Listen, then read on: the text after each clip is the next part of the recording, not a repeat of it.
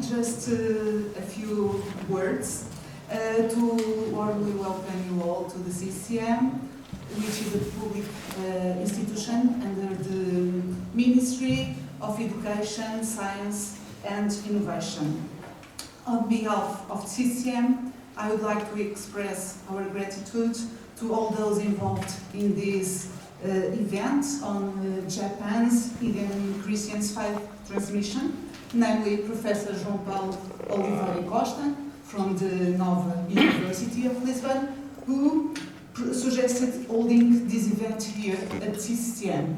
Also to Professor Maria Calado, President of the Centro Nacional de Cultura, who first proposed the event to Professor João Paulo. Our thanks also go to the three speakers, Father Renzo De Luca, Director of the 26 Martyrs Museum in Nagasaki, Father Toshiaki Kozu, Director of the Eden Christians Museum, the Director of the Eden Christians Research Association, I'm so sorry, and Dr. Kazutochi Kakimori, Director of the Akogi Eden Christian Village and Manager of the Eden Christians Research Association. We thank you all for making this event possible. We hope you all enjoy it. And I will now give the floor to Professor João Paulo. Thank you. Obrigado, Isabel. Good afternoon to all of you also.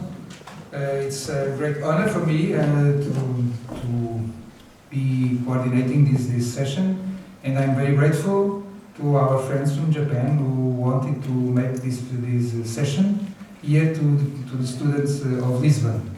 I thank also to Professor Maria Calado for the cooperation that we have with her for a long time. Just a few words about what we are doing here in Lisbon about this history of the Japanese mission.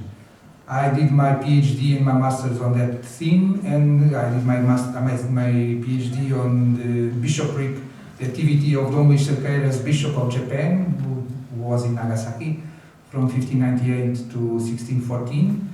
And I have in this moment the pleasure to have around this room a few of my students who are in different stages from finishing the graduation until almost starting writing the PhD thesis, with different things about the Jesuits in Asia and especially in Japan.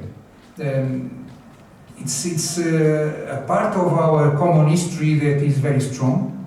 The Jesuit mission in Japan is one of the most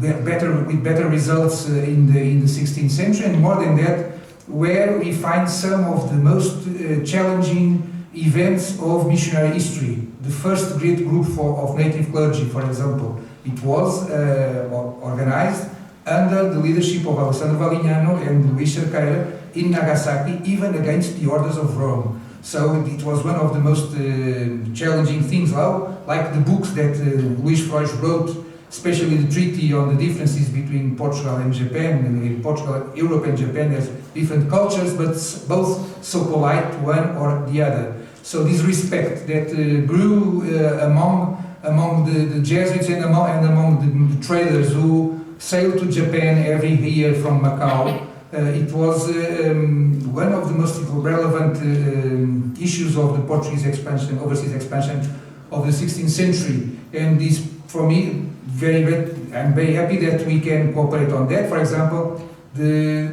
I was there in Japan in 2015 for supporting the application of Japan in order that the countryside of the Eden Christians would become World Heritage as it succeeded. So it was for us a pleasure, as I had been also 20 years before helping, also giving support to the other application of Japan in terms of the Iwami mines, or silver Iwami mines.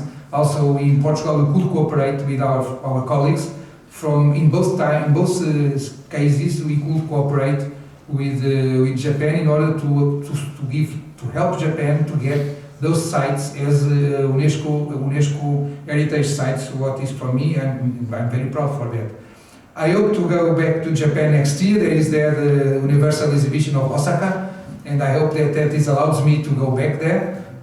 So I'm very excited thinking that I can come back to your country. But while I cannot do it, I have you here, and I can have you here showing to us some of what is this world cultural heritage of the Indian Christian sites in Nagasaki region. So it's a very important thing. I traveled across this area for several times, and it's a countryside where we see churches in the top of the hills, in the middle of the villages. I remember that when I was in 1995, I made some conferences in Hondo, in Amakusa Island, and I was there just before Christmas, and to pass by one of those villages, and everybody was preparing the decorations for Christmas in the church that was in the center of the village. It was something very, very strong that I never forgot since then. So we are very happy for your presence here, and I hope that we can have a fruitful session, and that especially the students who are here who work with me about the Jesuits in Japan have the opportunity that sooner go also to Japan to know the city and to know the countryside, because it's fundamental. I'd like to finish with an homage reference to my guide in Nagasaki.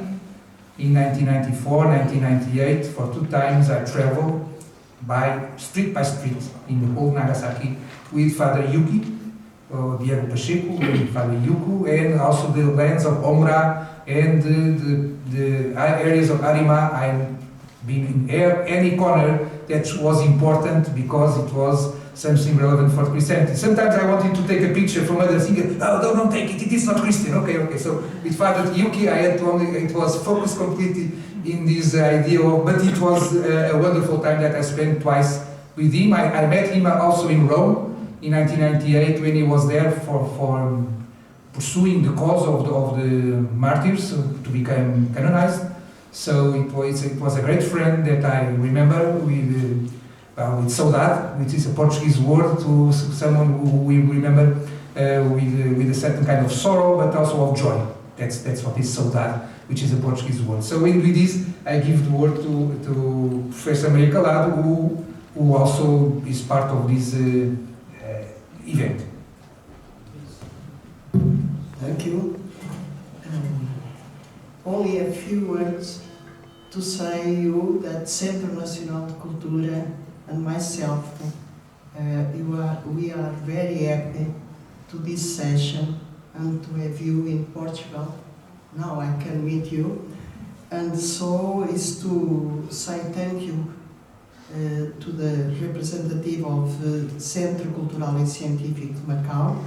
It's a good partnership, and also our first Professor João Paulo Oliveira Costa, that's member of our Centro Nacional de Cultura, and when you will receive your message, I contact to Professor João Paulo Oliveira Costa to organize this session and to have the people to hear you, the most interested people to hear you. So,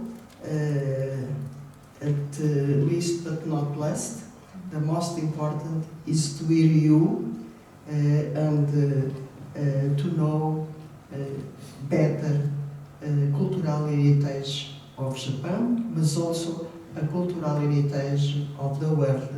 And so we are also partnership of this interest about this kind of heritage, this subject, and the preservation and the valorization in the world by UNESCO. And so we work with civil society, and so we'll try to pass the message and to say to civil society the importance, the value of this cultural heritage. I'm very interested, and thank you for coming and to bring this knowledge and this message. Thank you very much. So now I will ask Father Lorenzo to start with the projection of the movie and then to make his first presentation.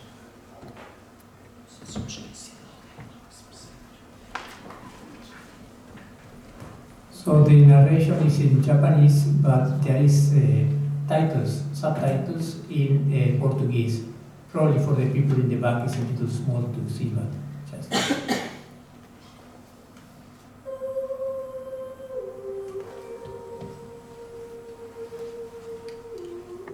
五島列島の玄関口、福江島からフェリーで40分、鳴島に到着しました。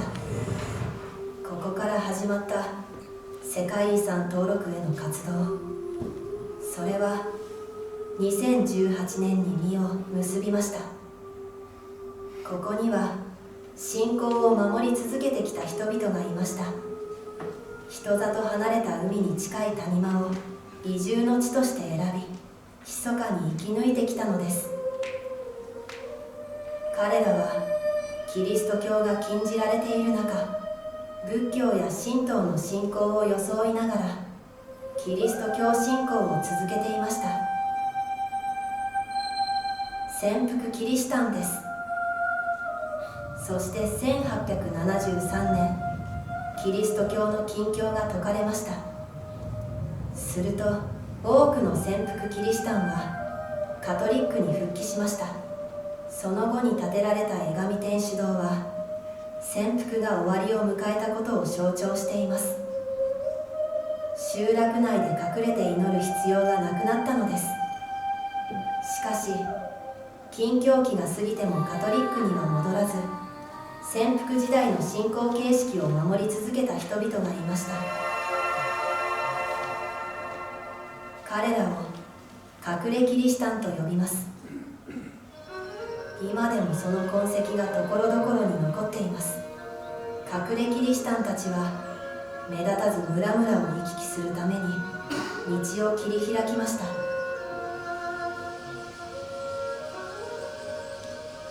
その代表的なものがアコギ古道です。当時の石垣が今でも残っています。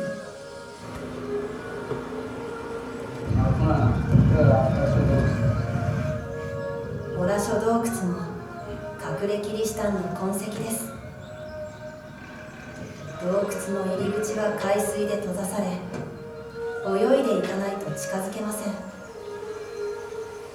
オラショとは隠れキリシタンたちの祈りを意味しています。この洞窟で人知れず指導者の立場を継ぐ者に伝授されました。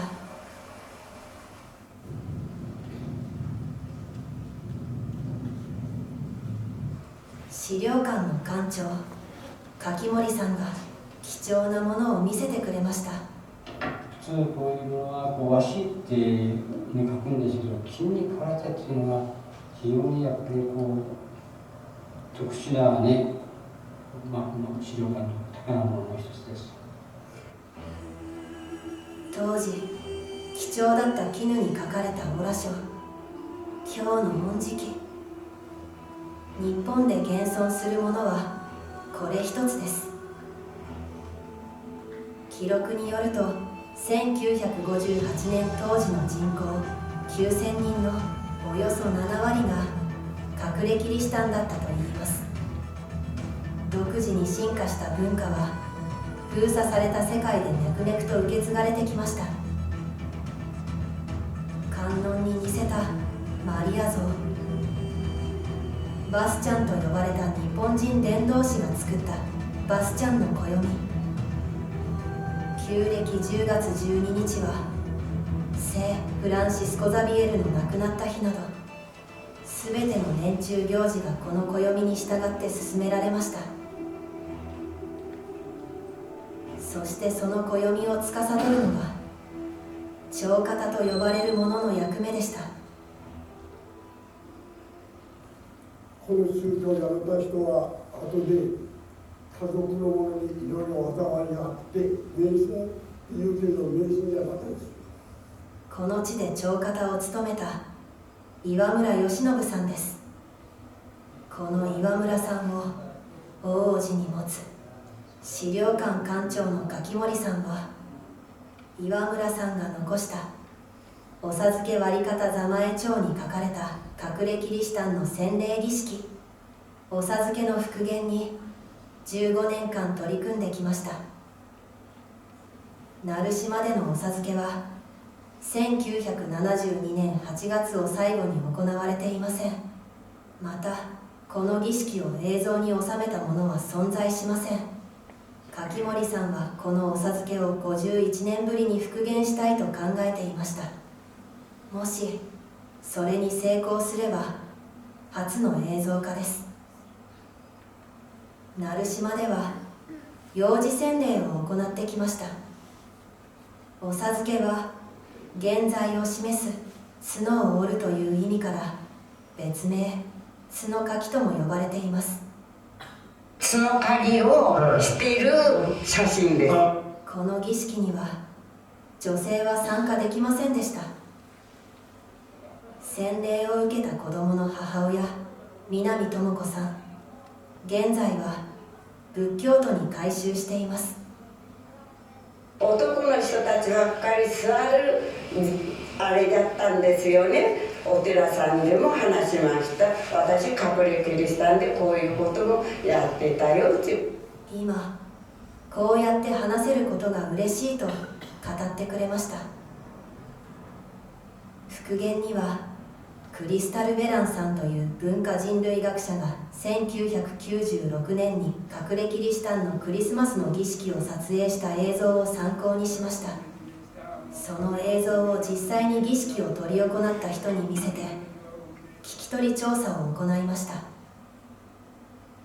9年前に亡くなった鳴島最後の長方北川勲さんです。こっち側ですね。長方がこっちですか。これはもう全く違うんだな。違うんですね。一応私も天空キリシタンに潜んであっても、なかなかやっぱり心を開いてくれなかったからね。ああいうね、ステージの中で、いろいろこう、心を開いていただいて、いろんな人の協力によって、それは実現できたんですね。今日出て回った人たちも全部、冒頭に関係ある人たちですので、私としては本当にこう、パワーフル的な、初期のこう動画でしたのかなという、私的にはそう思います。なぜそういうこう、役に連れてきたことはなぜこういうつながりが面白いだとか、まあ、それが大事だと思います。今回柿森さんの15年の思いが叶い、当時の状況に最も近いと思われる形でのお授けの儀式の復元に成功しました。儀式は聖水を汲むことから始まります。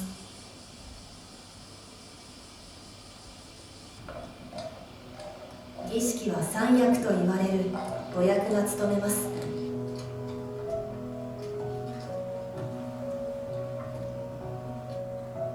杖を置くのは洗礼が行われていることを示しています。儀式の前に丹念に体を清めます。行事の準備をする世話役宿老が矢口進さん、長方役は古木義忠さん、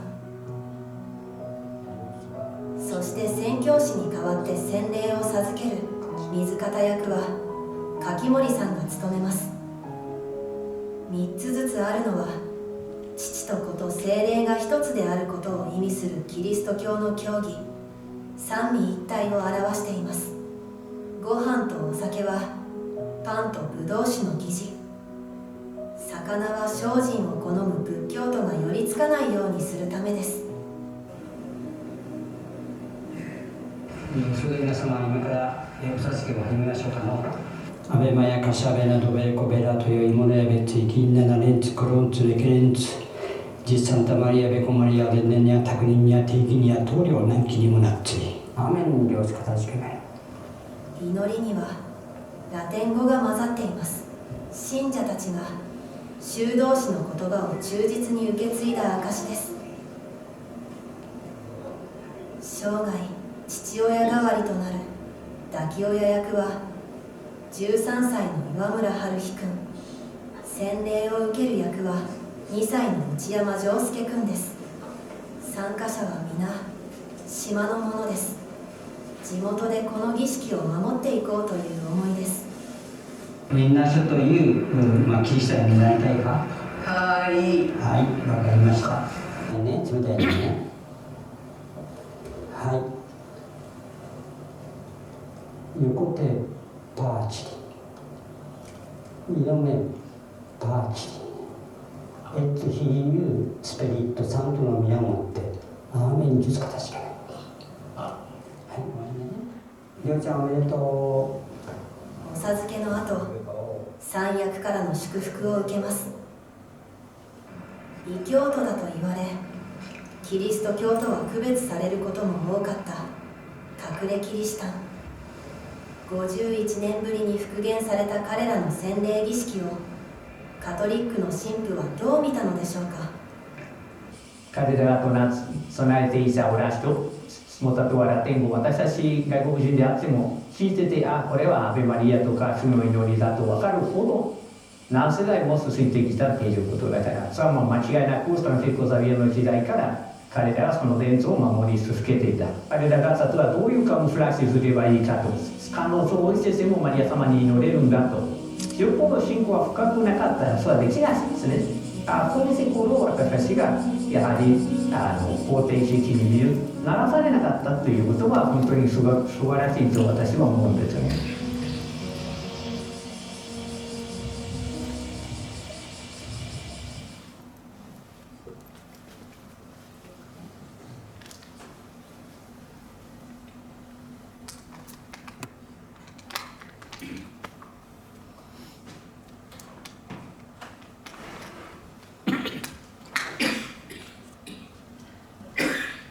So after we have seen the presentation, the documentary, a reconstruction of a baptism, how the Christian did the baptism without having priests or people who could guide them through all these years.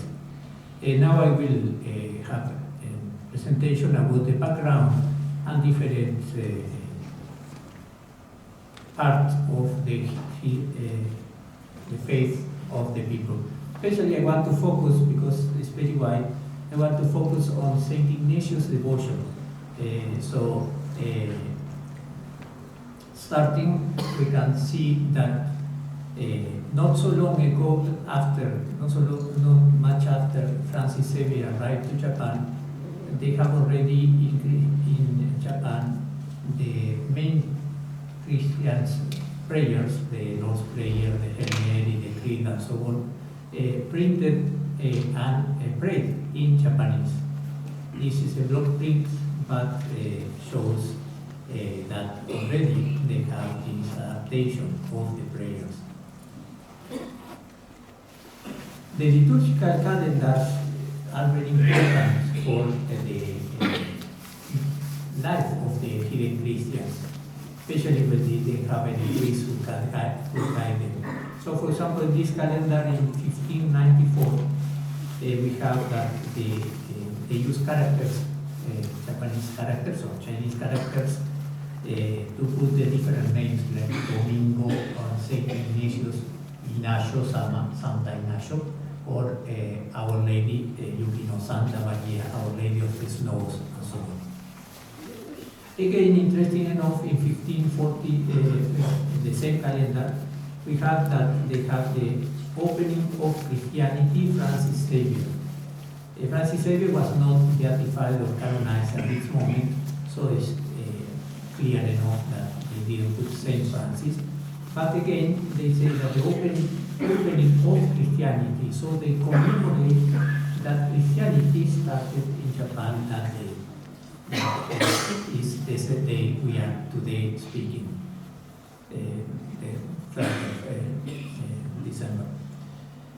Also, during the time before the persecution, they have different texts.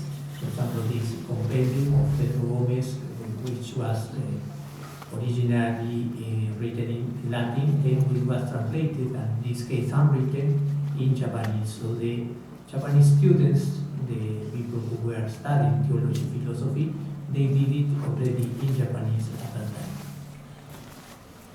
We have, for example, this letter of Brother Damian, who was a Japanese brother who wrote a letter to the people, the Jesuits in Rome, and he has the Japanese Romanized letter together with some handwritten Japanese characters and the translation in Portuguese. So it's clear that this person, this Damian, has a great knowledge of both Romanized Japanese, of course, and Latin, Portuguese together.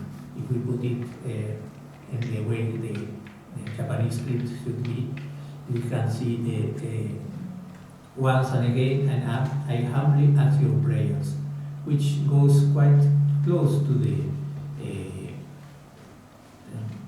customs of Japanese people, and again he puts there how to write it and what is the meaning.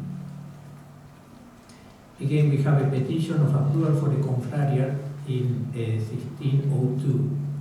As it is in Portuguese, you can there read it perfectly. They say, amados aos servicios da confraria, ella será tenida en más estima y los cristianos como dos gentíos, y será más ayudada con esmolas presentes sustensao de muitos pobres que tem a su cargo, y para mayor gloria de Deus en honra de esta cristiandad. So you have this text is in the Japanese, in the Jesuit archive in Rome, and you can see, you can still read it perfectly. It was written by Japanese people and of course translated and corrected by the missionaries. About the liturgical calendar, for example, we have in 1603 Justo Takayama Okon, who was now he is already a blessed of Japan, has this text that lady asked a calendar, and Justo sent her just abbreviated calendar, and she asked for a more detailed one. And as you can see in the Yagami area, the one that was introduced in the documentary, that there are two ways of the calendar. The one that says Do, this hiragana is Domingo, the day of the Lord, Sundays. And in the second row we have another calendar that shows all the saints and so on, so it's a more detailed calendar. Both of them were together, and we saw it in that petition. Of course, during before persecution start, you have this kind of ceremony. I mean, it's a mass, but it's done in the Japanese-style house. Again, about the records of the martyrs from Japan in Europe, already in 1608, we have this book about 26 martyrs and so on, and it says they are Taiko-sama, which means the Hideyoshi. So this transmission of things, of detailed information about Europe and Japan was immensely fast for what we have nowadays. Bishop Cerqueira, who was a Portuguese Jesuit, who was actually he was the third bishop of Japan, but he's the only one that really could work as a bishop in Japan. And as already Dr. João Paulo said, Bishop Cerqueira published Sacramentary, published in Nagasaki, and that helped a lot the people, the hidden Christians afterward, because it has both the Latin text and also the Romanized Japanese text. So it means that after that, when the priests were not there anymore, the people already knew how to baptize the people, how to do the funerals and so on. So we can see that there was a very solid background for Christian community in Japan before the persecution started and before all the priests were killed or sent out and so on. For example, the same Bishop Cerqueira writes in 1610 that Gaspar Nisi is one of the people who were beatified in 2008. So once the group, and you can see there that he was he had a calendario there written. So we can see that already at this time we have lay people who were in charge of the liturgy, of preparing the year calendar and correcting it and presenting it to the community and so on. So from the start it was a very much lay-centered church, lay-centered community in Japan. Some of the rules that Bishop Cerqueira left, they were said, for example, when the preacher will announce to the community what are the vigilias or the fasting and so on. So when there was no preaching, so some imam, some brother will do it and so on. So there was also a translation of the spiritual exercises of Saint Ignatius of Loyola. It was translated as spiritual shugyo or in Japanese in 1607. So this is one of the first translations of the spiritual exercises of Saint Ignatius to another language was in Japanese actually. Because in Europe they didn't need to translate it, it was enough to have it in Latin. But in Japan, because they have a lot of lay person, and also because the brothers, Japanese brothers who became Christians and Jesuits, they need this for their common prayer, so we have this published already in 1607. This is one of the content you see there that Beato Padre Ignacio. At this moment, Saint Ignatius was beatified but not canonized yet. So this shows perfectly that consciousness of the people. Some of the printed things and images we have from the 16th, 17th century, there are very few, but one of them is these 15 mysteries of the Rosary. And there you can see that in the back you have Francis Xavier and Saint Ignatius together praying to the Blessed Sacrament. Some of the mentions to Saint Ignatius and Saint Francis Xavier from 1550 to 1614. In Japan, when Christianity was growing a lot, they need medals, prayers, rosaries, and so on. So they were importing much, of course, but when they didn't have enough, you can see that they were making carbon copies of the European medals in shell, so they were able to reproduce it by hand to keep the memory in this case, to keep the devotion to Saint Ignatius. One of the characteristics of the devotion of the hidden Christians were presented in the Narujima area is the devotion to Saint Ignatius. You see, for example, this one, you have the mystical experience of Saint Ignatius at Las Tortas, which is something that maybe only Jesuits know, but it is in this medal that was found in Japan. So it shows how much this Jesuit influence has also in art and devotion at that time. Some of the medals that the hidden Christian in Ikitsuki, in the island close to the island of Hirado, in the Nagasaki area, they have also this image of Francis Xavier and Saint Ignatius. As it was already mentioned in the documentary, you have the feast of Francis Xavier. In the back you see October, in the lower part, October 11, San Francisco Xavier, the day of the opening of Christianity in Japan, if you translate it. Of course, it says October 11 because it's the old calendar in Japan, which will be to our calendar will be the 3rd of December, just the day we are celebrating today. As it was already mentioned, also the silk prayer, which is a very important, very rare specimen. Also, I say, I pray to San Francisco, the opener of the Christianity in Japan. Again, you have this, in other liturgical calendars, you have the same.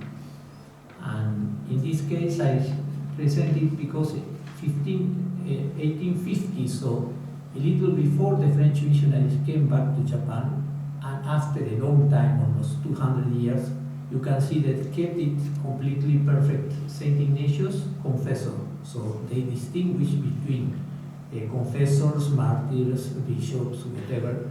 They kept these calendars that were written hand by hand. So the normal idea was, I mean, the normal situation would have been that this gets completely twisted and you cannot read anymore or understand what's going on. But in this case, you can see that it was kept till just before the French missionaries came. The Kitagawa calendar, the one we saw also in the documentary, the last Shogata active in Hiroshima, we have also the Our Lady of the Snows and Saint Ignatius. And Saint Ignatius had a special devotion that is in these kind of statues, Inasho-sama they call it. So there's very different images. Of course, if you see it has nothing to do with Christianity because they have to camouflage it. It would have been very compromising to have these kind of images if you know. But for example, here you notice that his leg is opening because, as you know, Saint Ignatius received a big injury from a fireball and so on. So this is kept, they choose the statues that will represent more what Saint Ignatius was. Interesting enough, when the government confiscate many documents that the hidden Christians have for a long time, this is already in 1859 or 57, you have Inasho-sama there. So they didn't know what Inasho-sama means, but they confiscate this Inasho-sama, that it was a statue made out of bronze. This is the written text, but it's the same content. Again, in different calendars you have different expressions, but in all the cases you have Saint Ignatius and Francis Xavier as the opener of Christianity in Japan. Interesting enough, in many other places you see that Saint Ignatius is not mentioned, but in the Narushima area, all these different calendars, 4 of them, I present already 3 of them in the screen, they have this tradition of Saint Ignatius. So it was a very special devotion. And why wouldn't they choose, for example, Francis Xavier, which is far more popular in Japan? It's probably because it was so popular that if they speak about Xavier, the people will understand that they were Christians. But for Saint Ignatius, none of the officials of that time would recognize that word. So probably that's why, and of course out of Jesuit influence, they gave this devotion to Saint Ignatius. As it was already mentioned there, Iwamura Yoshinobu, there was a Chokata, he was the one in charge of keeping the records. Far after persecution had ended, he kept it on record for the other generations. And interesting enough, for example, in this part of that document, it said, for complaints and disputes, pray to Saint Ignatius. So they have this devotion that we have in our countries, different saints that are the advocates for different situations. So Saint Ignatius was supposed to be invoked for complaints and disputes. I will rush a little. As you know, in China also, there was a sacramentary like the one of Bishop Cerqueira. This is a later one. But again, you have Francis Xavier and Saint Ignatius there. So in the whole Asia, you have this commemoration of different. Now I'm showing some different calendars. But again, the contents of all these are more or less the same. Actually, as you know, the liturgical calendar should change from year to year, but in this case, because they couldn't transfer it from the different feasts in Rome and so on, like the Jubilees and so on, it's like a frozen into year 1637. And from that on, they kept all the same, but it still was enough for them to know when to fast, when to celebrate Easter and so on. In 1865, after Japan allowed Catholic missionaries to come back to Japan, they have this famous rencounter. This is the the text of Father Prétichan, who was the first bishop of the second period. He wrote it in French, but in the middle you see Santa Maria no Gozo Wadoko. So he kept the original Japanese saying, where is the statue of Our Lady? So the hidden Christians knew that if they were Catholic priests, they will have Our Lady statue. And again, they started to choose, to research if the baptismal formulas they were valid or not. In this case, Bishop Prétichan sends to Rome a long list of different groups, because each group had their own formula for baptizing. And in this case, they came with the conclusion that in most of the cases they are valid formula, so no need to do and to redo the baptism. So they were transferring and conferring the real sacrament, because there was not least the person did that. But they came to the conclusion that after all these years, most of these formulas were valid formulas for the Catholic sacrament of baptism. For example, at this time also the French missionaries were asking different things to the hidden Christian, because they were not sure if these people were really Catholic or not. And of course, the hidden Christians were not sure if these people were real priests or not, so they were kind of testing each other. It's very interesting.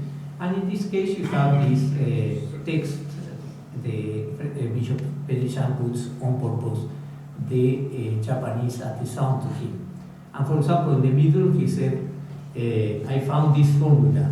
Ego te baptizo in nomine Patri et Filii et Spirituo Sancti. Amen, Jesus.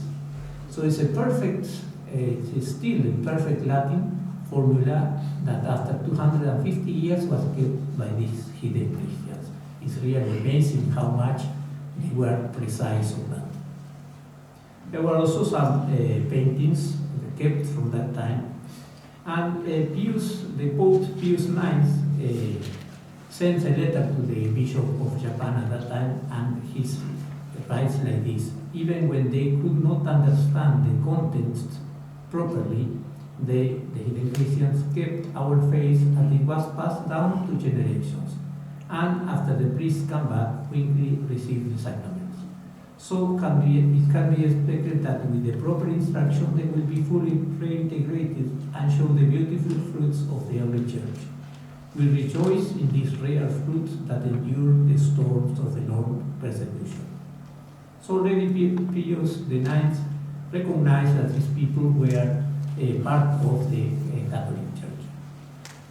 After that, of course, they start with manuals for the Mass, different things as we have nowadays. So the priests redo the whole Christian openly, no need to hide. But of course, as it was already presented in the documentary, some people, because of different reasons, kept the hidden Christian style for a long time, till about 50 years ago. So in that sense, for us, it's important to see how much were related, because as it was already said, some people think that they were not Christian anymore, that they were supposed to be Christian, but they lost their meaning and so on, that they just repeat words and so on. And that's not the case. Our research shows that they were really knowing what they were doing, and they were conscious that it was the Catholic faith that they were showing and they were transmitting from the church, the universal church, especially from the church in Rome. So that's the end of my presentation. Thank you very much.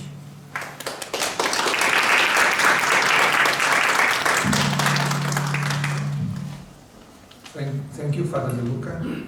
And now I call Father Toshiaki Koso for this.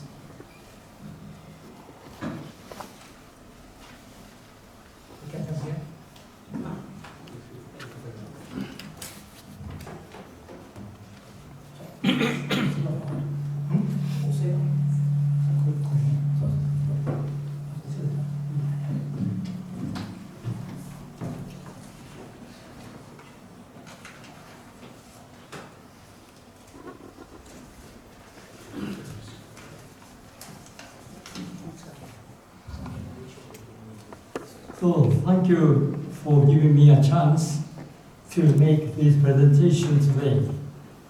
As you see in the slide, the topic of my presentation is the fountain of the Orasho, as recited in the Osazuke baptism ceremony. You notice on the screen a scene from the Osazuke video of the hidden Christian that you saw earlier, where baptism is being administered. The presentation consists of 3 points. First, how many types of prayers, Orasho, are recited during the Osazuke ceremony? Second, what is the origin of each of these prayers? Third, what are the words recited when water is poured on the forehead during the Osazuke ceremony? And what is the origin of those words? The Osazuke ceremony is based on the document Osazuke Warikata Uzamae Cho, as you saw it in the video. This is a traditional document of Naro Island, located in Goto of Nagasaki Prefecture of Japan. This document was written and dated October 26, 1949. And before that, it was a ritual that was passed down orally from generation to generation from the Christian era or Christian era. It has 2 parts. One is the preparation stage of the Osazuke ceremony, Maebure no Zamae, and the other is the Osazuke ceremony itself, Mizuza.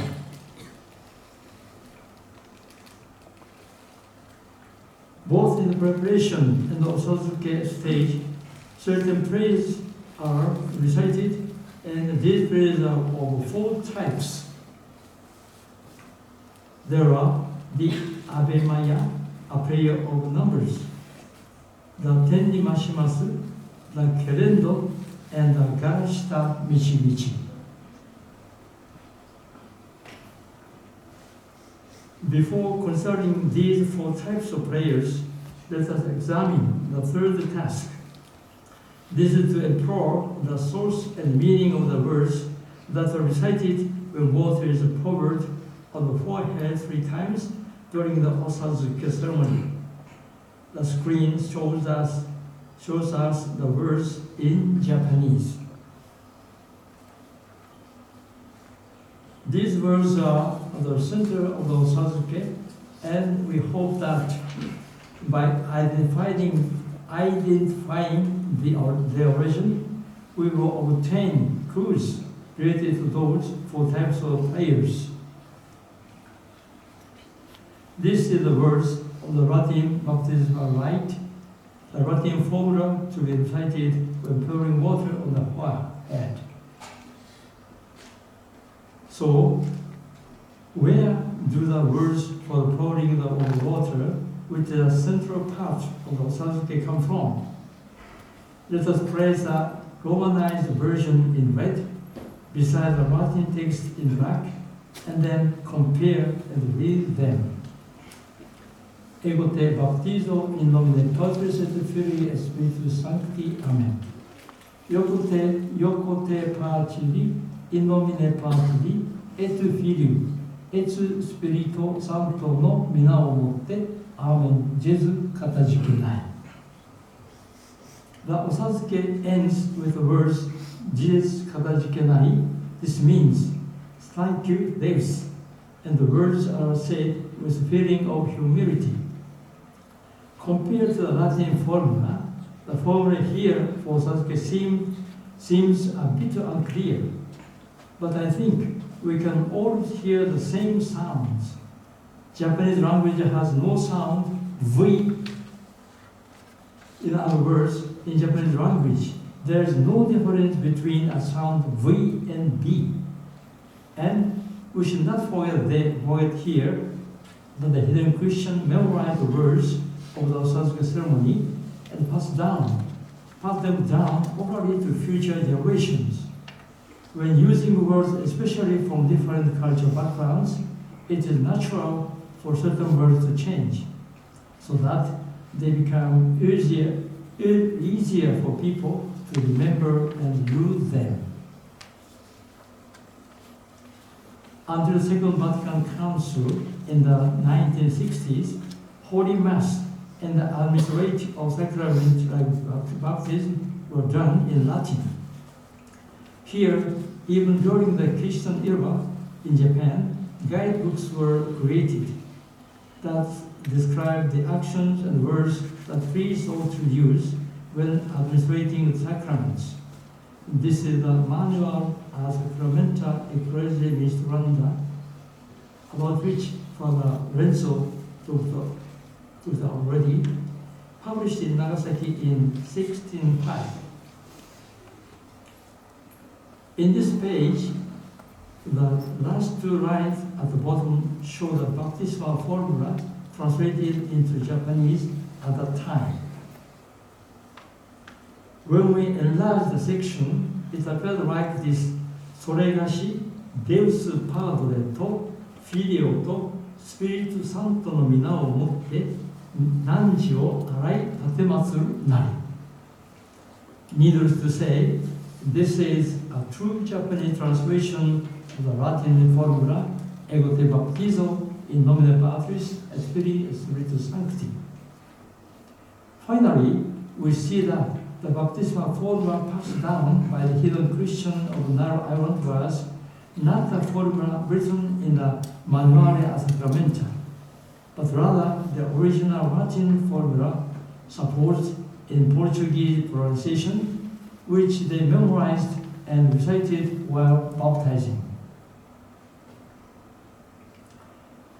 Let us go next to the question of the source of the oratio of the Osazuke.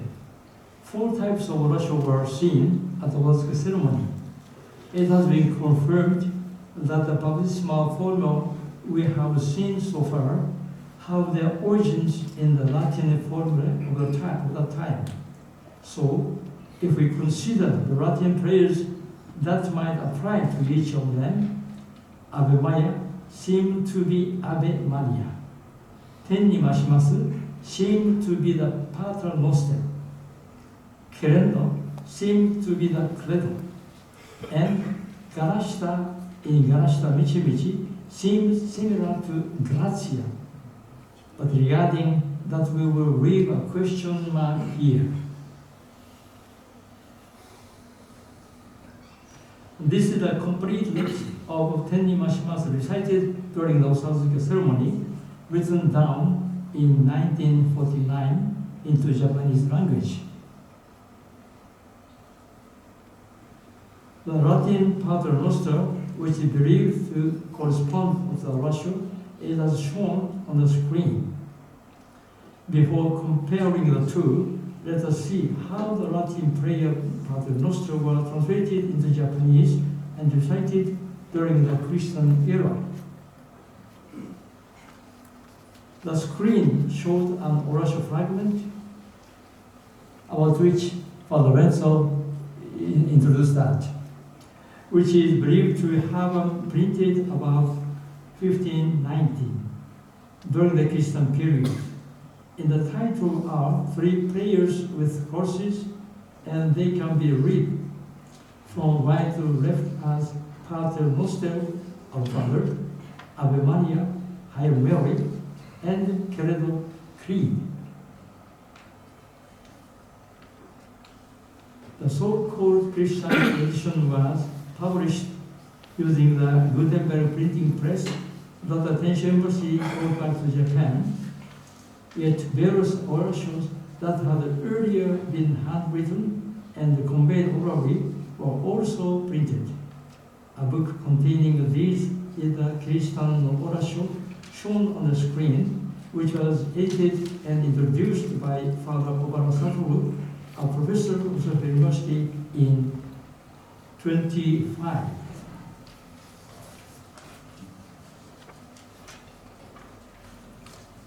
Now, let us compare the Tenni Mashimasu from the Osazuke in red with the Pater Noster of a Christian period in blue. The screen shows the first half of the comparison. Red 天に増します我らが恩や blue 天に増します我らが恩や the same like this. This is the second half. As you see, the words almost overlap. Of course, some details differ, but that is acceptable. The words Tennimashimasu used in the Osazuke ceremony originated from the Paternoster of Christian era, but we see that the Latin phrase Paternoster is translated cleverly into Japanese. Tentationem in Latin, in that is hard to translate in Japanese, has been transliterated as tentação, supposed from Portuguese pronunciation.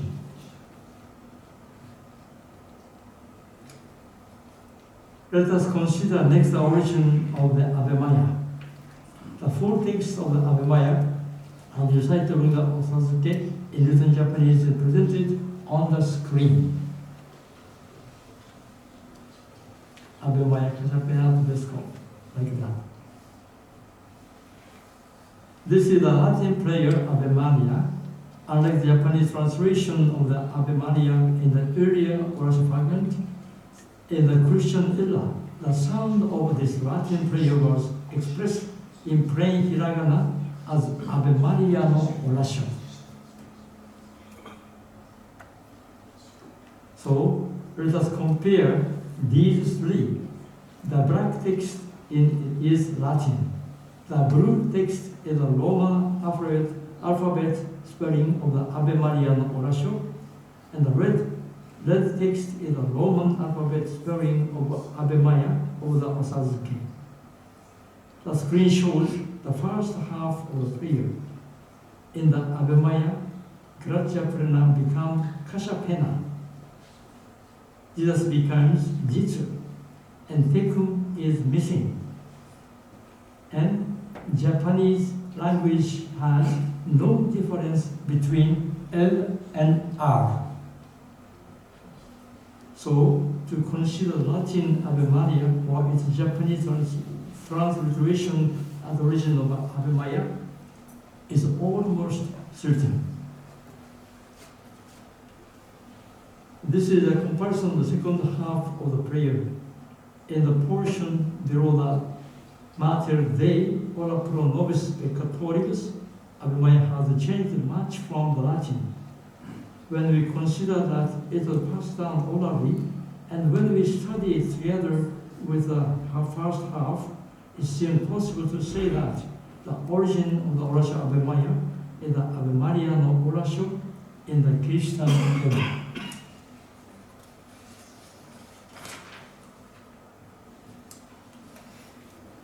Of the four oratios recited during the Osazuke ritual, I placed a question mark over the origin of the Garashita Michi. To state the conclusion first, the source of this oratio is the Ave Maria of the Christian era, as mentioned in the oratio fragment. This is the full text of the Garashita Michi prayer recited at the Osazuke ceremony in written Japanese.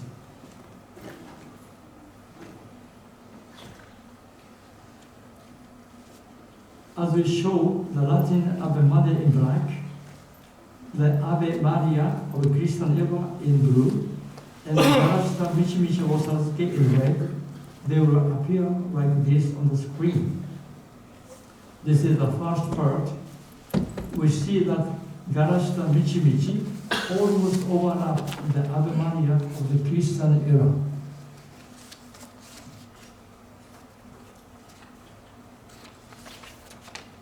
We shall next see the middle section.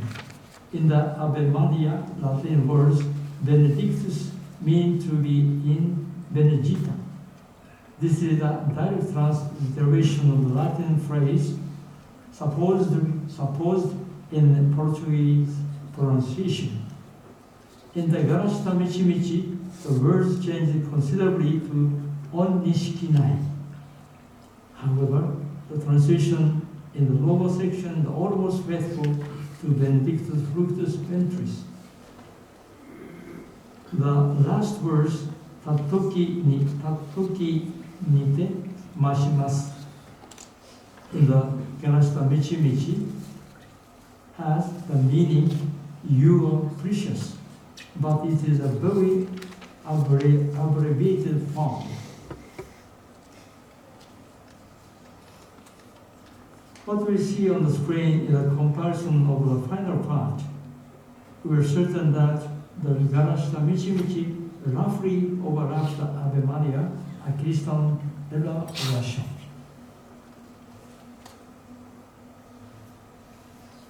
This screen shows the complete text of the Kerendo that was recited during the Osazuke in written Japanese. And this is the original Latin text of Credo. I examined this Kerendo using the method of comparison I tried earlier. To save the time, I will not go into the detail here. I will show the fruit of my examination. As with other orations, the Kerendo of the Osazuke indeed ultimately comes from the Latin Credo, but we found that it directly arises from the Confession of Faith Credo of the Christian era.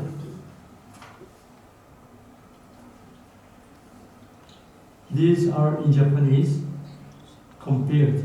They are comparisons between Credo, which was translated in Japanese in the Christian era in blue, and the Kerendo of the Osazuke in red. The first part, second part, third part. Finally, let me review our conclusions. The four orations recited at Osazuke are ultimately based on Latin prayers. The Ave Maria is believed to be related to the Latin prayer Ave Maria or its transliteration, Ave Maria no Oration. Also, the ceremony for pouring water on the child's helper head in the Osazuke ceremony was passed down to later generations by memorizing the Latin text, supposed in Portuguese pronunciation. However, the Tenni Mashimas in the Osazuke comes from the Pater Noster or Christian era.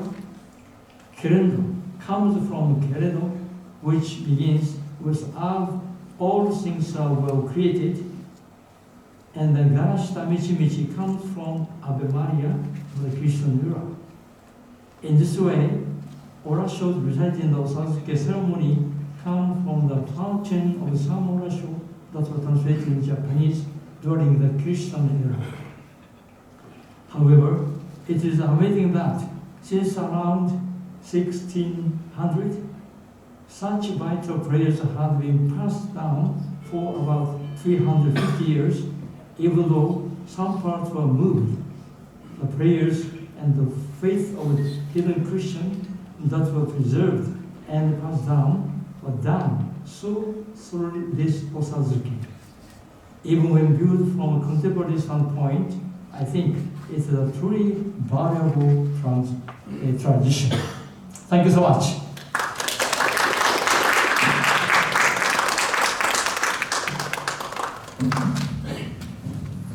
Thank you, Father Koso. Now I call Dr. Kazutoshi Kakimori for his presentation, please.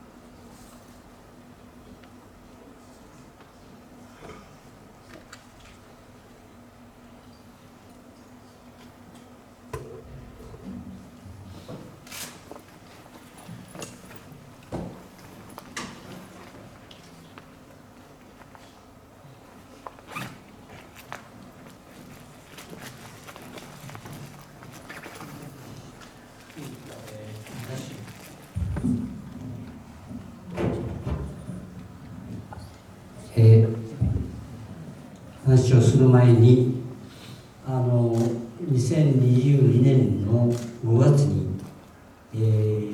東京の方で、日欧巡礼道シンポジウムがありました。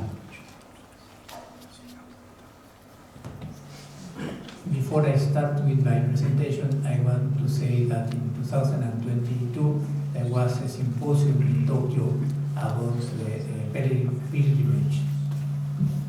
今日はその時一緒でした。一緒にウェブ会議で、今日次回にお会いするの初めてですけど、マリア・カラード先生から、ファチマの巡礼について話をしていただきました。In that symposium, I had the pleasure to meet Dr. Maria Calado through online about the pilgrimage to Fatima. 今日お会いして本当に嬉しいです。I'm very happy to meet you today. はい。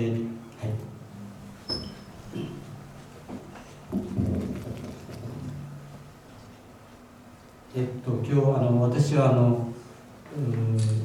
1998年頃から、長崎のこのキリシタン文化を含めた世界遺産ができないだろうかという活動をしてまいりました。I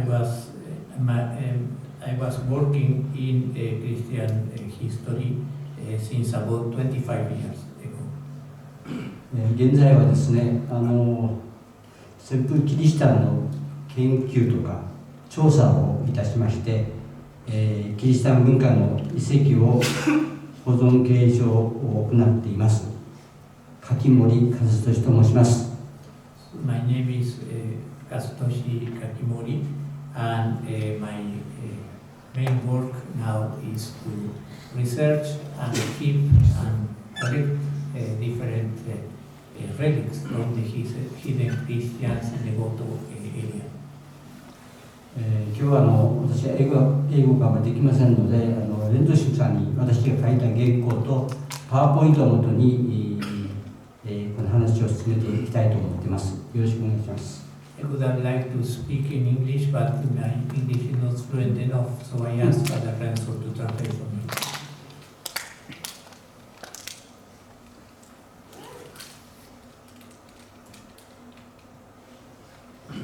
So the map shows Japan, Kyushu, Nagasaki Prefecture, and the Goto Islands with Narushima Island in the center.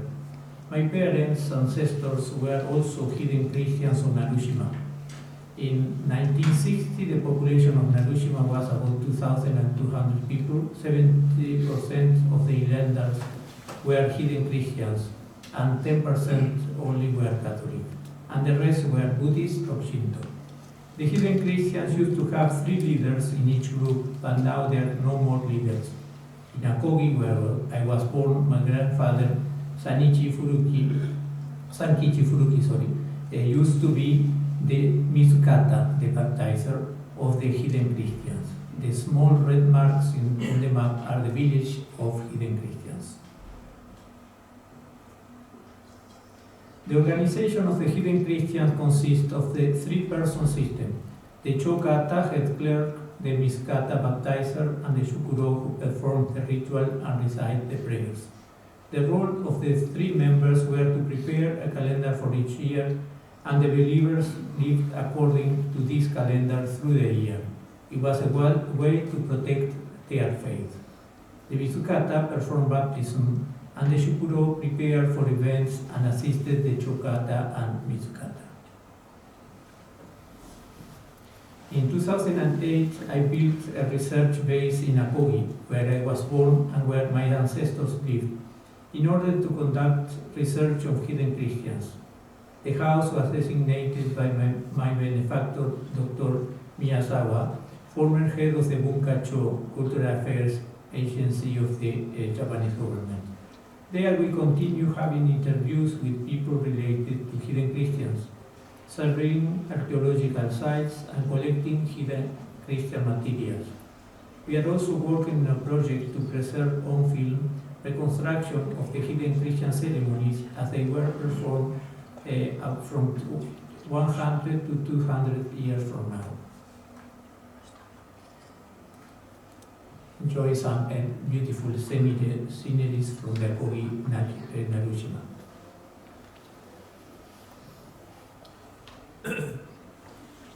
We have some interviews in 2022,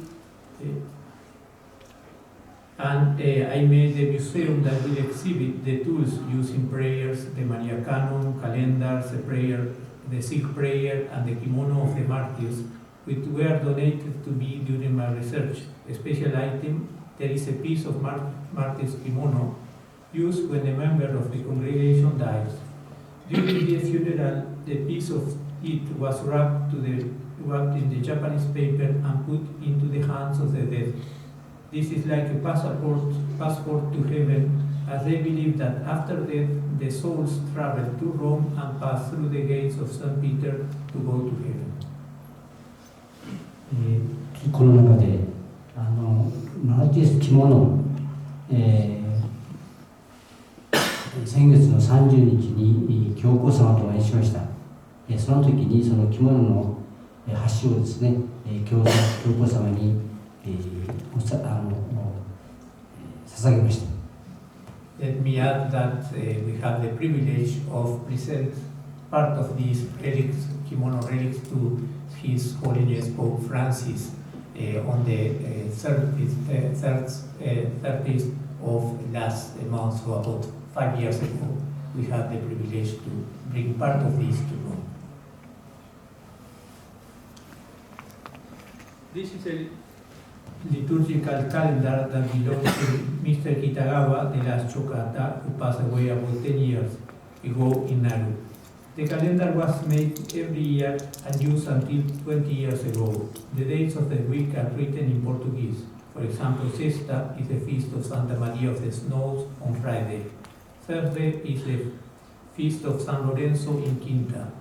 The Portuguese memory has existed for nearly 400 years since the time of the heathen Christians started. For this also, please refer to the booklets we have distributed. The silk prayers also is a rare item, and you can have an explanation there.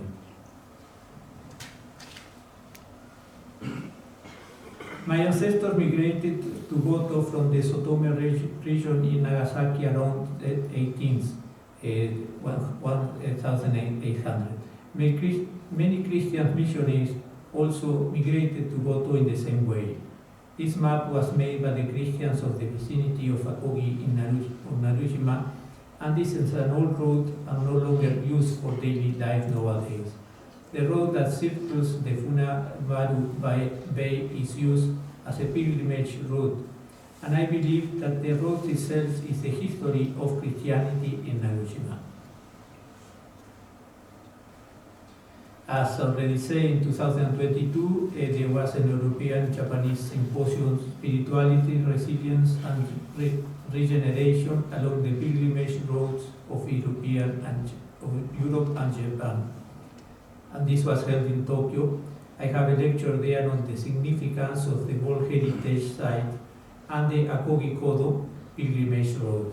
Since then, with the cooperation of many people, we have been cutting down trees, bamboos, repairing collapsed paths, signposts in the past, and preserving the large camellia trees.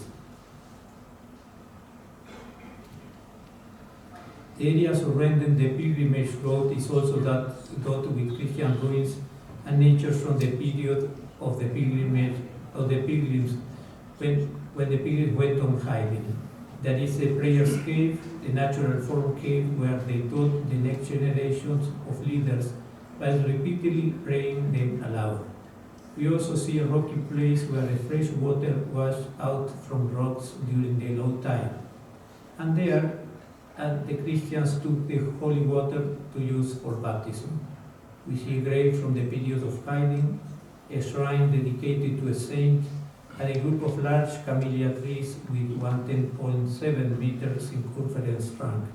There is also natural form rock resembling Our Lady, and we call it Mary Rock. We see some part of this prayer cave.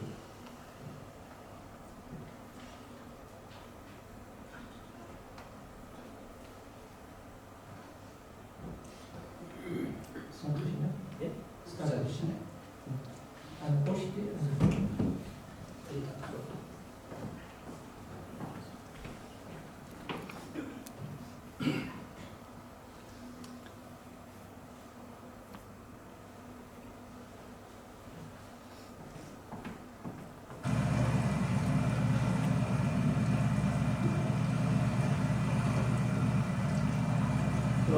as we can see, inside is very wide. So the people, they want for swimming, they can get inside and recite aloud the prayers so they will not be discovered by anyone.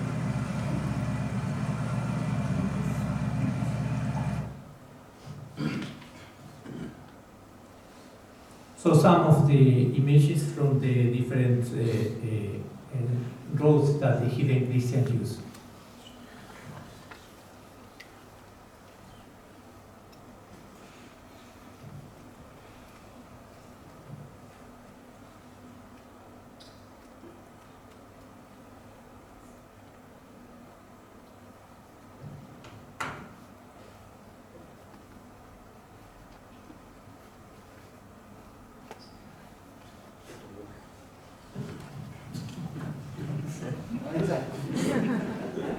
Sorry.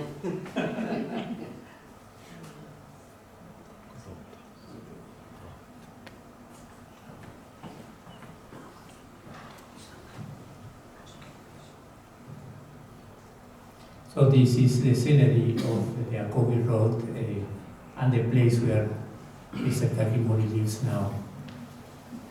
It used to be a village of hidden Christian, now it's almost jungle.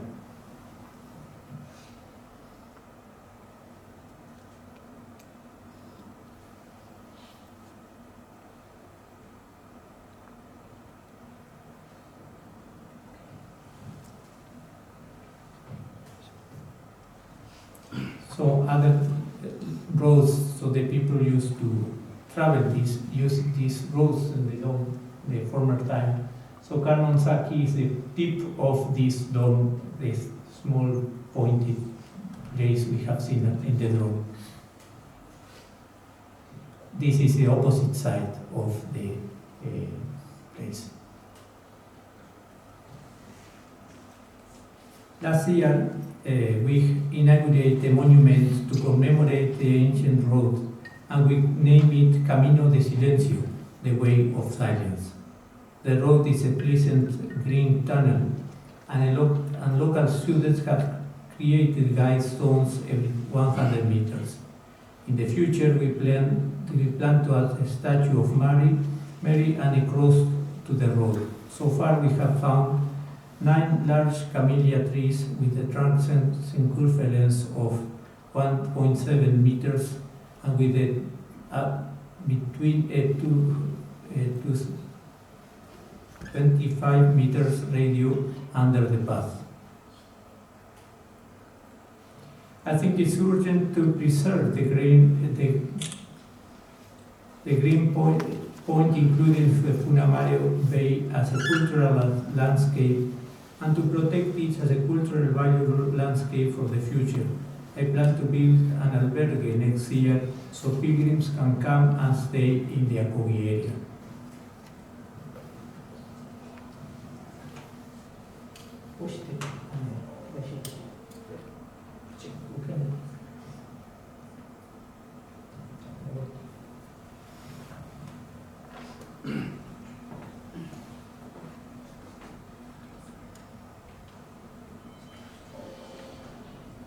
A proposito dell'importanza del battesimo per il popolo di Dio, è esemplare la storia della comunità cristiana in Giappone.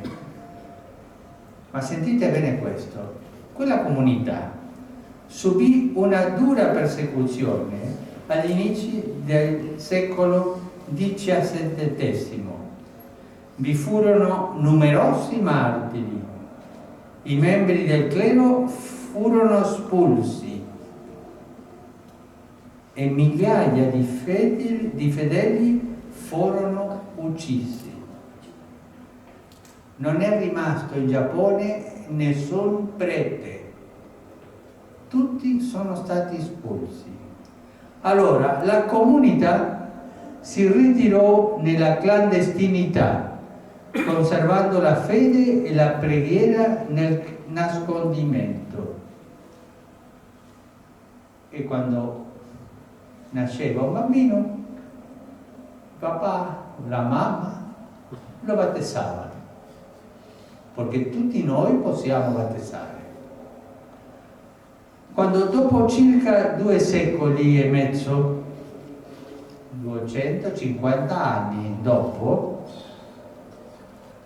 i missionari ritornarono in Giappone, migliaia di cristiani uscirono allo scoperto e la Chiesa poté rifiorire. Erano sopravvissuti con la grazia del loro battesimo. Ma questo è grande, eh? Il popolo di Dio trasmette la fede, battezza i suoi figli e va avanti. E avevano mantenuto, pur nel segreto, un forte spirito comunitario, perché il battesimo li aveva fatti diventare un solo corpo in Cristo. Erano isolati e nascosti, ma erano sempre membra del popolo di Dio, membra della Chiesa. Possiamo tanto imparare di questa storia. Grazie.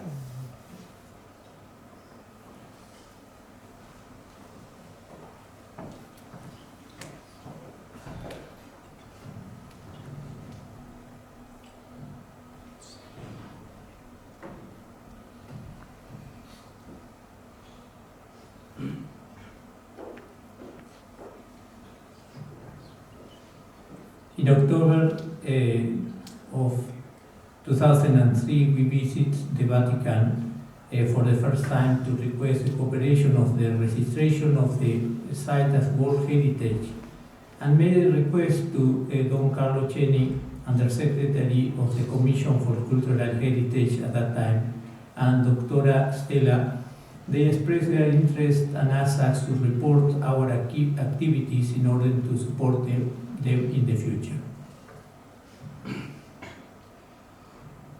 In 2003, we also meet with different people who support us for this presentation. Just some days ago, we had the pleasure to visit the members of the Dicastery for Culture and meet Cardinal Acevedo, Mendoza, who gave us much courage to keep on going, and he also told us that anything they could help, they would be really glad to be with us for this in the future. And we also have the privilege to meet Pope Francis in audience, and he also gave us a small speech, encouraged us to keep this as a treasure and to transmit it to future generations.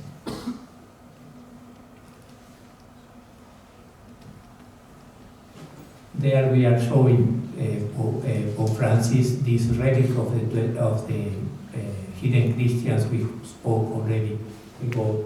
So for us also it was a kind of message of bringing this back as the hidden Christian love for Rome and for expressing their faith freely.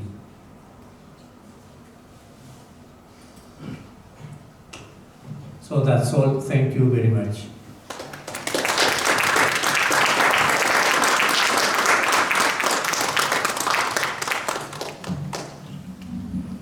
So we had these 3 excellent presentations and also the movies from the first. These is a strong message about what was the resilience of that community of Christians who kept their faith alone for centuries. That was quite something. It is from the Christian perspective, I think is a rare case of a community that survives so long in this adversity, because it's important to notice that even in the 19th century, the Bakufu, so the shogunate, kept persecuting all the thing, a little perception that something could be recent, like to listen Xavier word instead of Inácio, that was not so well known. It was enough to start a new persecution, or at least inquiry, to be sure that there was nothing that could put in danger the state. So it was really something very, very harsh, and that also, as it was also pointed out, it was possible because the work that took place during the second half of the 16th century, in the beginning of the 17th century, especially by the Jesuits, but also at the end also by the mendicant orders coming from the Philippines, was one of the most efficient, if we can say, speaking about Christianity, efficient that was performed along all the world. The communities were very strong, and something that always amazed me was how when persecution started, immediately so many Japanese had been accepted even to become martyrs. So they accepted that, even children. It's in Japan that is something that was surprised also by stroke, really even the Jesuits, the European Jesuits who were there.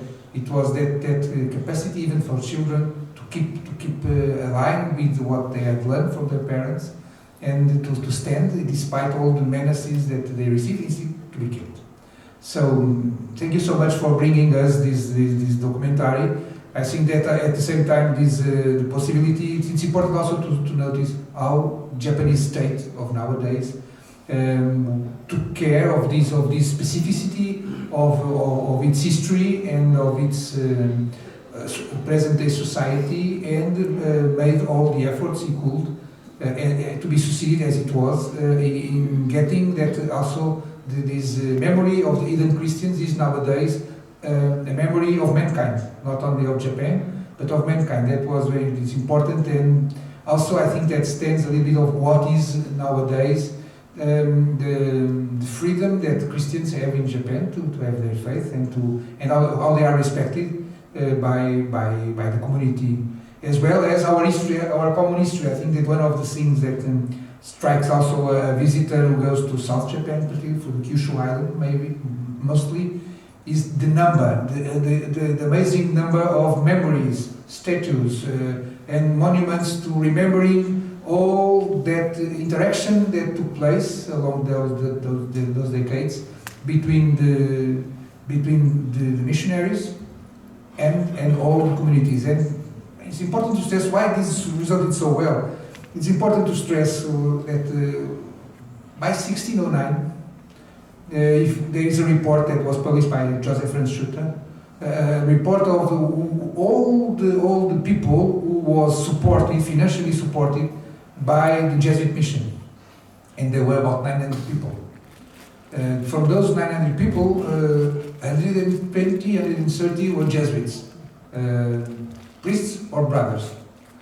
Only 120. The others are dojoku, catechists, and all the personnel that had to, even cookers, who have to give food, to prepare the food for people and so on.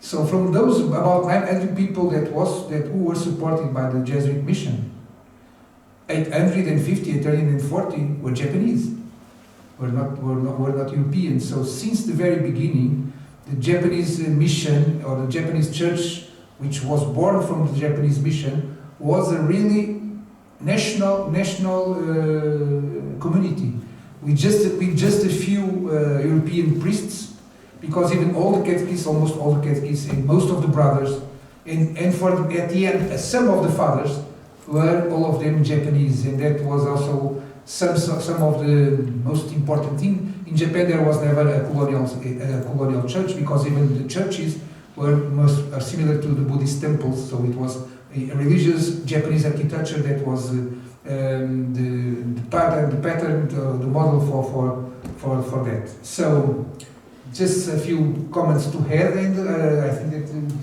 if there were other people that want to make questions, please. You have there?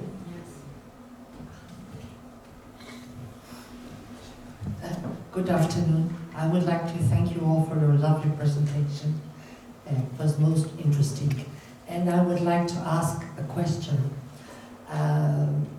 My great-grandparents, they got married in Shanghai, although they were Portuguese. And some of my grandfather's siblings were born in Nagasaki.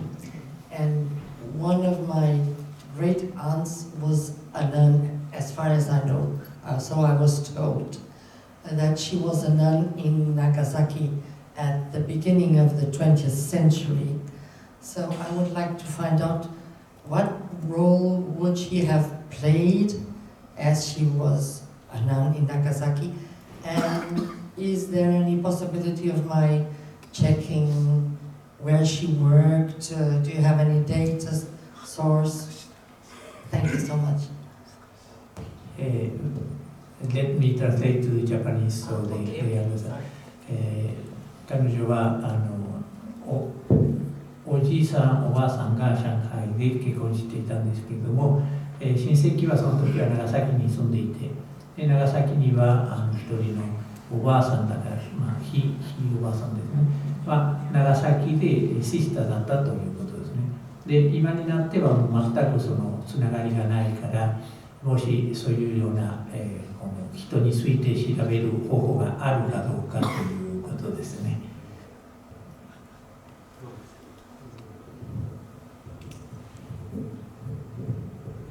多分フランスの修道会と思いますけど、長崎が居留地ができまして、たくさんのフランス人がいますね。でそれは修道会がいくつかありましたけど、そこを調べるとある程度そのシスターがどこに、今おられるのか、どこに葬られているのか、そういうことが分かるのではないかなと思います。So Mr. Kakimori says that according to the time, especially at the beginning, were only French religious groups and some Japanese religious sisters group founded by the Paris missionaries. So it shouldn't be that difficult if you have more or less the time, and of course it should have a name, because it could be checked in the list. Surely in all the congregation they have a list of the people who have worked and where they were buried and so on. So there is a possibility if you have some dates that can help us. Thank you.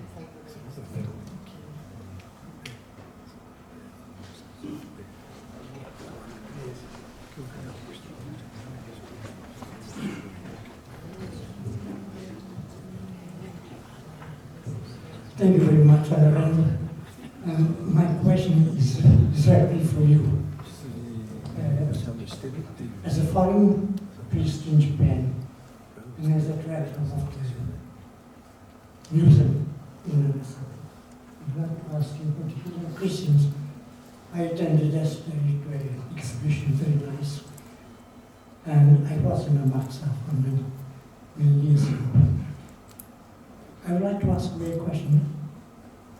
Since the Japanese culture is such a unique culture, with the roots in Shinto and also in Buddhist, I would like to ask you a question. How do these hidden Christians today, they can reconcile their own roots before being hidden Christian with the Christianity that we have today? With a lot to explain. I know that it is a very difficult question, and I ask myself and to many friends of mine, and many Japanese friends of mine who are Catholics, and they have this big problem of celebrating the Obon and the Shogatsu. And in Macau, somebody once called me and asked one very beautiful question. What do you eat on Christmas Day? And they asked me one question. Do they eat taco gohan? Because in Coimbra, till now, the they don't eat codfish. They used to celebrate with the taco gohan. So this is my question for you. Thank you very much for you. OK、私宛ての質問ですけれども、この神道と仏教に、深い、ルーツを持っている日本の社会において、隠れクリスチャンなりはクリスチャンそのものとその日本のアイデンティティがどう見るか、つながっているかどうかと、あとは彼が、本人はお正月の祝いとかですね、もしたことはあるんですけれども、食べているものとか祝い方が、特に日本的になっているかどうかとかですね、そういうことを知りたいということですね。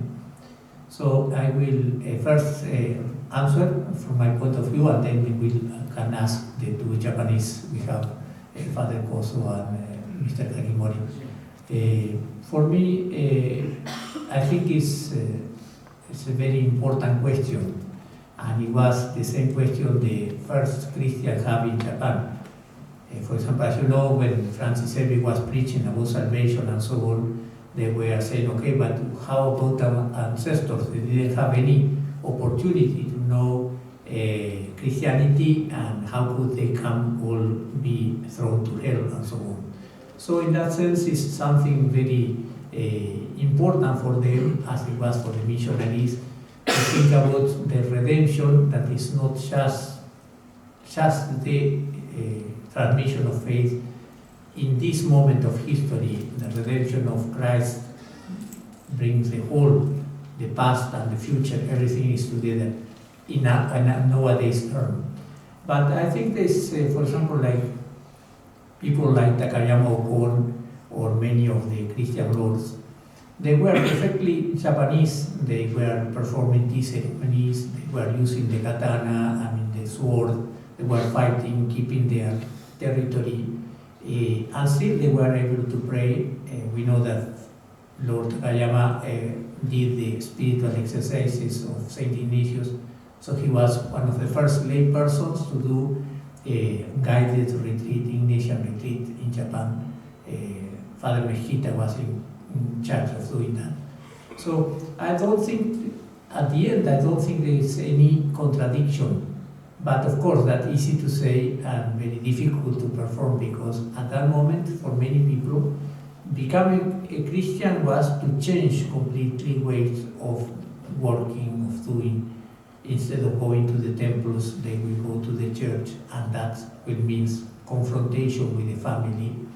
And that's something that happens nowadays also. Even if there is no persecution, for a person, especially for an adult, to convert to Christianity means that he will not or she will not be part of this community of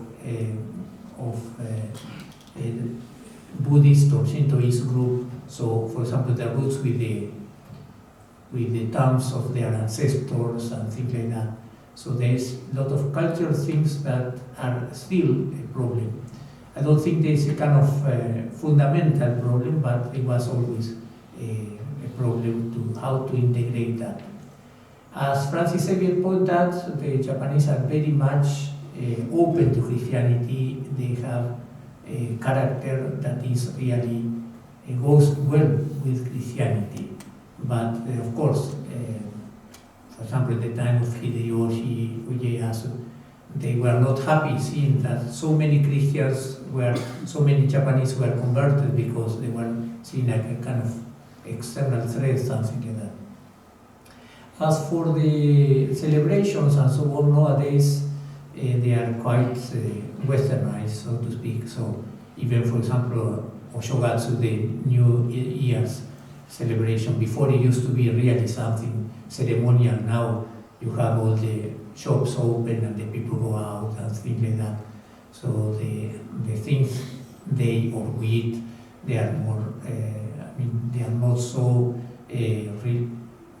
kept as they used to be. Maybe when I came to Japan, I remember still New Year's, you have all the shops closed and the people were keeping their, a kind of food that you used you eat only that day and so on. But nowadays that have changed a lot. So I don't know if that is losing roots, but at least the external things are deteriorating quite a lot, yes. That's my opinion. まあ、もし皆さんで何か付け加えたいんだったら。一つ違うのは、クリスマスの時はですね、特別なやはり普通はお米のご飯食べることはできませんけど、お祝い日、クリスマスは特にたくさんご馳走を作ります。ですからキリシタンの子どもたちは非常に一年のうちに1回のお祝い日というやつで期待をして、ですから基本的に言うと食べ物は同じですね。同じような食べ物を食べたと。So Mr. Kagemori adds that because for the hidden Christians' point of view, because if they have different customs, they will be noticed or suspicious of being of being Christians. So they use the same customs. For example, for New Year's Day and so on, they will do all the ceremonies. They will go to the temples and so on. But something that is completely different is Christmas celebration. That's something that is not in Buddhism or Shintoism and so on.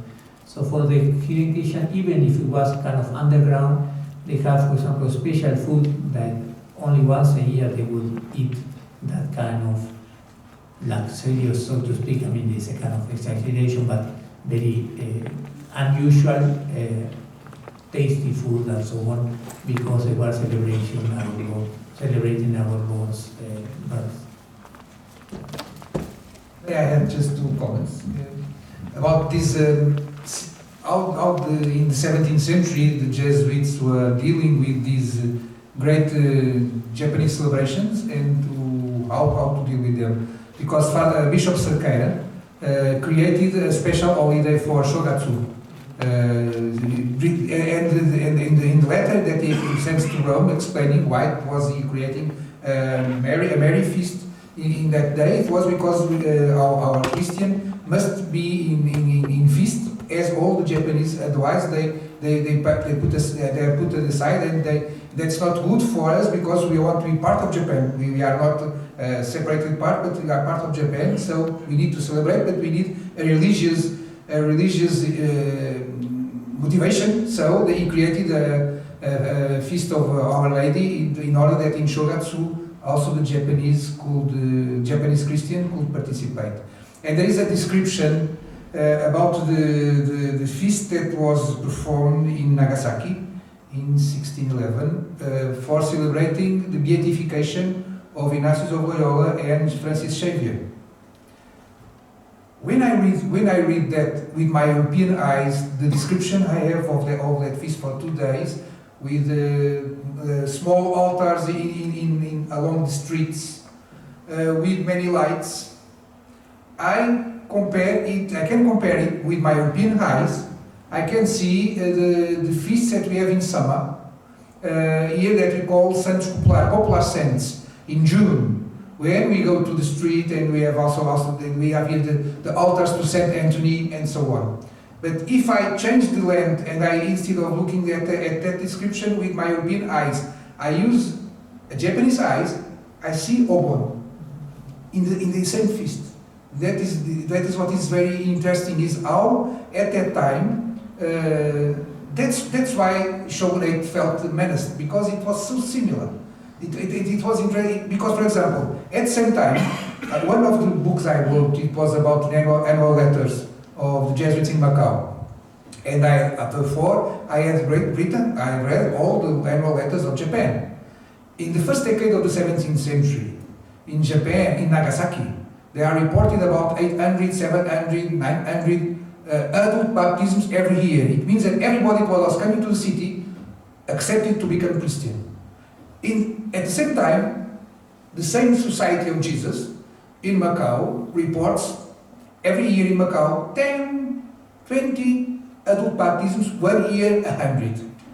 So it means that Nagasaki was a Japanese city which was Christian, while in Macau it didn't work like that. So it was there was a kind of colonial city, so a European style city or a Catholic city with the Portuguese and their wives, and there was the Chinese port, which kept being Chinese.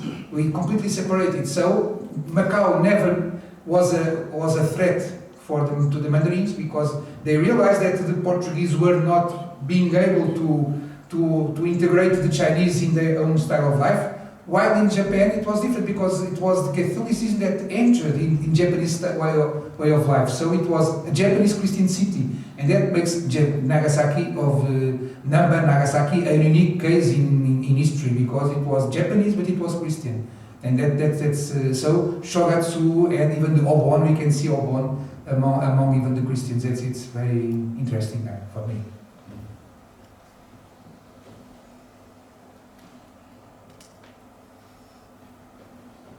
I think that we are finished. There was a possibility of making final remarks. I don't know if Father you want to make any final comment, please. We can ask Father Koso. Of course, yes, please, of course, yes, please. We can ask Father Koso to say final remarks and also to give some presents to. まとめてもいいですか。最後のまとめをお願いします。先ほどのこの質問ですけれども、これはキリシタン時代の質問でした。それとも現代のことも含めてましたか。両方ですね。それしたらそれについて一言だけ申し上げたいと思います。すみません、日本語で言います。日本で本当に宗教同じ人間が生まれた時には神社に行って祝福をしてもらう。そして結婚式は教会で結婚式を挙げて、亡くなったらお寺に行ってお葬式をしてもらうということがよく言われていたんですね。ですから多くの日本人にとってどれか一つの宗教にこだわるということがあんまりない、そういうふうな一つの特徴が日本にあると、一般的に言われています。で、だからその意味である意味で曖昧ということも言えるんですけれども、これが一つのポイントですね。それで日本の2つ目のポイントは、日本の多くの文化はやっぱり広い意味での神道がやっぱりベースにあると言われています。で、これが明治以降の明治政府以降、天皇を神道の中心に持ってきて、そして神道を知るということでしたもんですから、ますます日本の文化の中に神道的なものが入ってきているということは否定できない。で、現在の時代でもキリスト教に対して少し批判的に見る人たちっていうのは、いや、日本は神道の神の国ですからっていう言い方をして、だからキリスト教というのは彼らから言うと外国のものだっていうイメージが非常に強いんです。で、これをシンボリックに言うと、宣教師の存在、外国から来る人たちがキリスト教を伝える、だから外国のものだというふうに捉えている。しかし私、キリスト教の信者の方からすると、宣教師が来るのはキリストの教えは全ての人類にこの普遍的なものだからってイメージで来てる。しかしそれがその神道を中心に考えてるからすると、あれはやっぱり外国のものだというふうに捉えるようなメンタリティがある。ちょっとここまでいい。Father Koso wanted to add that for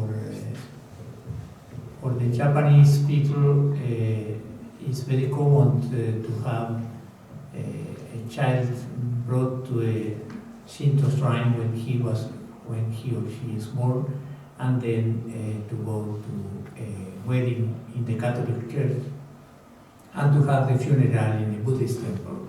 So to be one religion doesn't mean to side out other religion. That's very Japanese. So it can be very uncertain, if you like, but that's how many Christians, many Japanese people live. Other point is that the culture of Japan is mostly embedded into Buddhist style, into Shintoist style. So even if you have Buddhism and Catholicism coming and so on, most of the culture, the sentiment, the way of doing of Japanese people would be Shinto. So that's why when the Meiji government tried to impose again Shintoism as religion of the state and so on, that kind of researched many of these mentality, these feelings in Japan, and also made the difficulty that Christianity was felt as a foreign religion, because mostly in the Meiji period and so on, the missionaries were foreigners. So the fact that they were foreigners also includes that they consider Christian religion as something foreign to Japanese culture and so on. Of course, from the point of view of the Japanese Christian, as myself, Father Koso speaking, as myself, I don't see that the missionaries are bringing something different. It's the same transmission of faith that Christ, the universality of Christ that is brought to Japan, just in this case by Japanese, by foreign missionaries. So in that sense, I think it's important to recognize that this tension of foreign and native is still there also in Japan. そういうコンテキストで考えた場合に、今回のここで紹介した隠れキリシタンがそういうふうな日本の広い意味での文化背景の中でキリシタンになって、しかも300年も超えてずっと続けてきているのは一体なぜなのか。ですからさっき私が今申し上げた2つのポイントに対して今回のこのお授けのこと、あるいは隠れキリシタンが信仰を続けていることっていうのは結びつかないんですよね。むしろ反対の証拠になっているように思えるわけです。で、そこを私たちは研究会としてなぜそこの、キリシタン時代の人たちの信仰がそういう神道的なものを持っている人たちにかかわらずずっと続いてきているのか、しかもそれがこのお授けを通して続けられてきているっていうのは一体なぜなのか。だから私が最初に申し上げた2つのポイントは仮説なのか本当なのかってあたりのことをもっと吟味していく必要があるだろう。ですから私たちの禁教期のキリシタン研究会の使命っていうのはその辺のことを明らかにしていく。それを明らかにするということは今日のこの交流のみたいにこのポルトガルのキリスト教の歴史に関心がある人たちと情報交換しながらその辺のことの研究がもっとできるようになったらいいなという願っています。So one of our points through this research is to try to link this kind of contradiction among Christianity as foreign religion and Japanese culture, and also to see this hidden Christian culture we try to present, how much this is linked or not. So there is a lot of research to be done still. So there's many things that are not clear. We don't have the answers, but we hope that little by little, especially through this exchange with you also, to find a little more this, to deep on this phenomenon and this history of the church in Japan.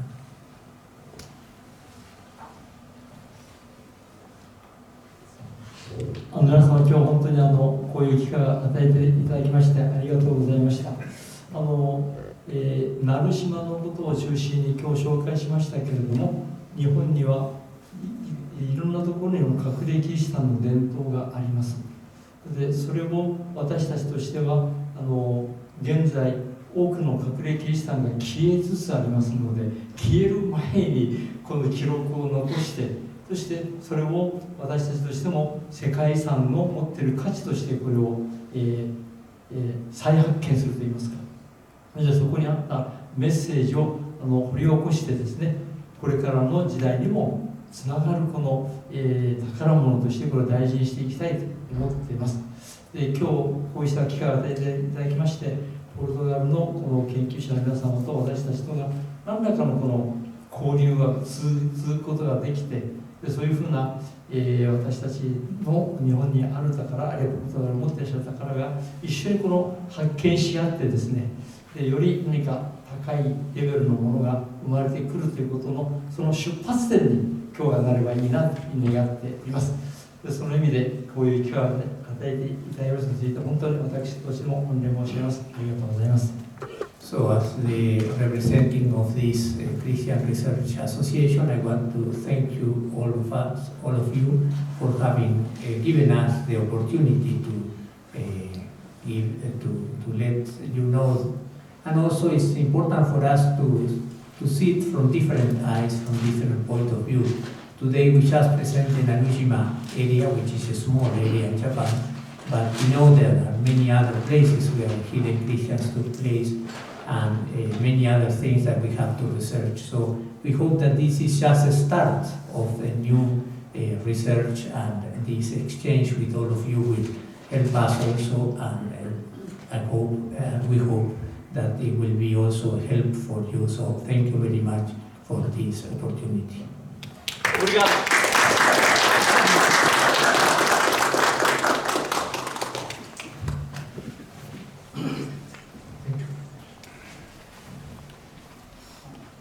Speech なしでね、もうみんな帰ってください。わかりました。本当に今日交流ができてよかったです。ぜひですね、日本とポルトガルのですね、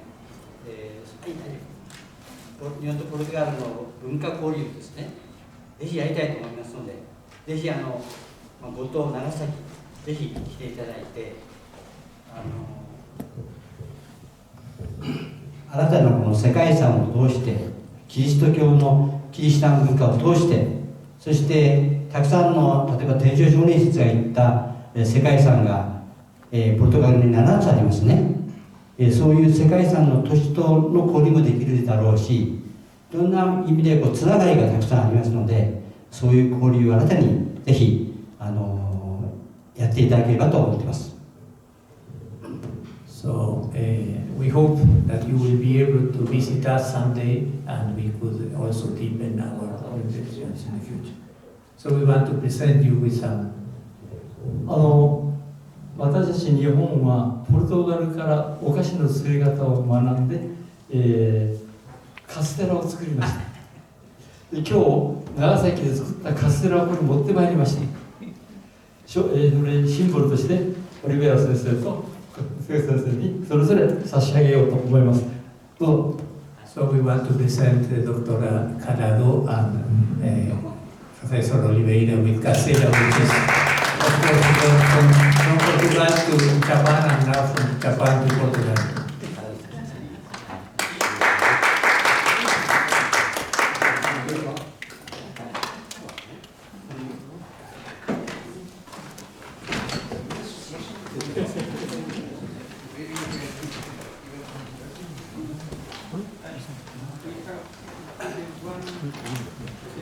Like this,